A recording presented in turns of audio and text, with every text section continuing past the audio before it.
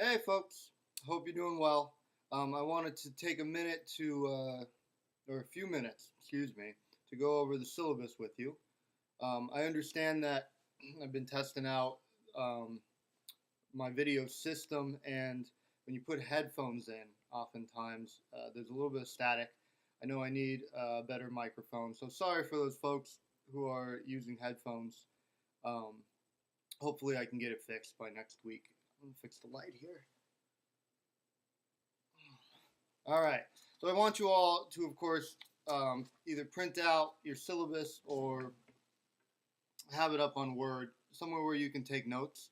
We're going to go through it. I'm going to give you a little side information with it. And I'll also post a section in your hallway conversations where you can ask me questions about it too. So let's begin. I'm going to begin at the bottom of the syllabus here, at the bottom of the page. At the bottom of every page of your syllabus, I have a disclaimer, which I'm going to read. You want to make sure that you get that information. So the disclaimer says, because of the nature of this course, some students may find a portion of materials offensive in nature. This includes sexual material, depictions of violence, and films that include nudity, among other potentially offensive content. It is the student's responsibility and task to deal with this material in the most professional, academic manner possible. Failure to do so, whether through mockery, insults, neglect, or other abuses towards instructor, other students, or groups will not be tolerated. If you have concerns or questions, contact the instructor immediately.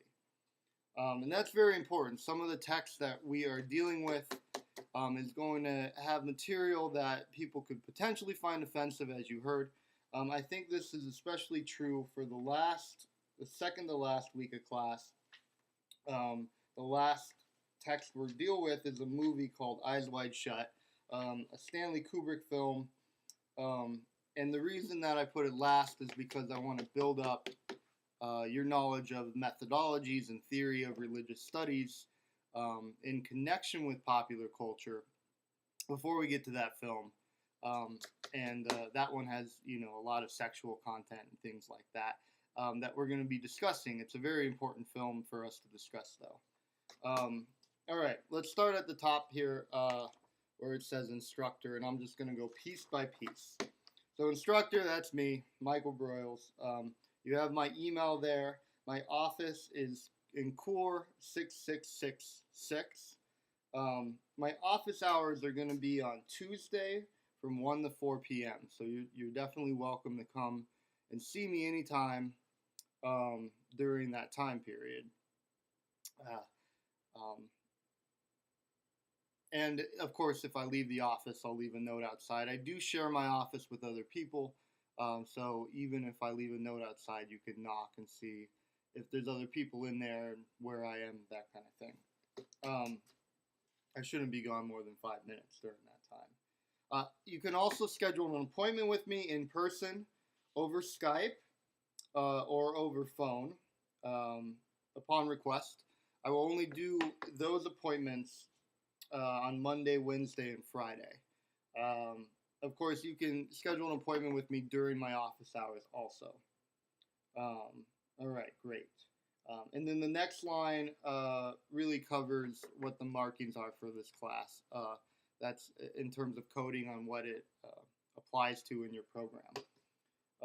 Okay, now to the required reading.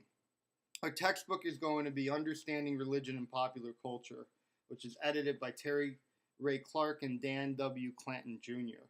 This is available online at the link that I gave you on the syllabus through the library, so you'll have to sign in. The first full book that we are reading is God is Not Great by Christopher Hitchens. It's called God is Not Great, How Religion Poisons Everything. And that's going to be for our section, the first full week that we have, so week 2 on atheism, secularism, and anti-theism. And we'll get to that in a minute. And then in the second to last week of class, we're going to be reading a novel by Dan Brown, who wrote the Da Vinci Code, called Angels and Demons.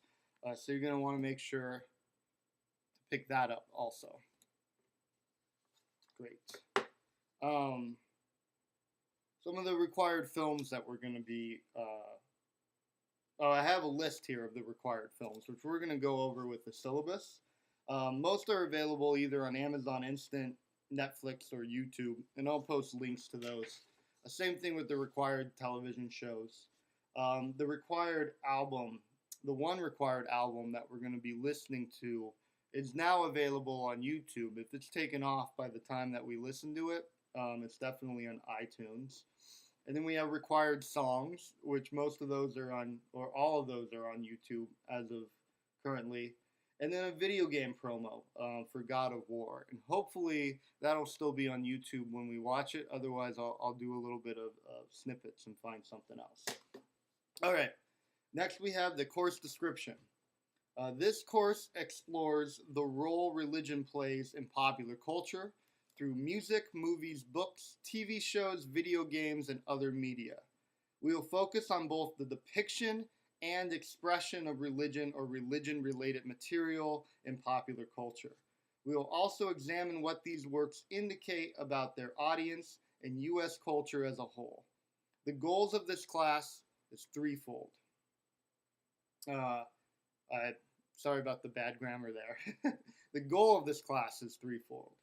1. Employ critical analysis to explore a variety of pop culture works. 2. Discuss the larger implications of the depiction, expression of religion in each work. And 3. Use our study of pop culture to introduce you to some of the most important issues and ideas within the religious studies field. So this is going to be an avenue into teaching you things like critical analysis, looking at narrative structure, looking at portrayal of certain things and how that's immediately recognizable to some audiences and not to other audiences. Definitely take a look at the Student Code of Conduct. I'll be holding you to it at all times. If you have a request for disability accommodations, you'll have to contact the Disability Resource Center. Do not contact me about that. They would be the ones to contact me about that. And I give you a link there. All right, the requirements and grading. Just a minute. Get a drink of water.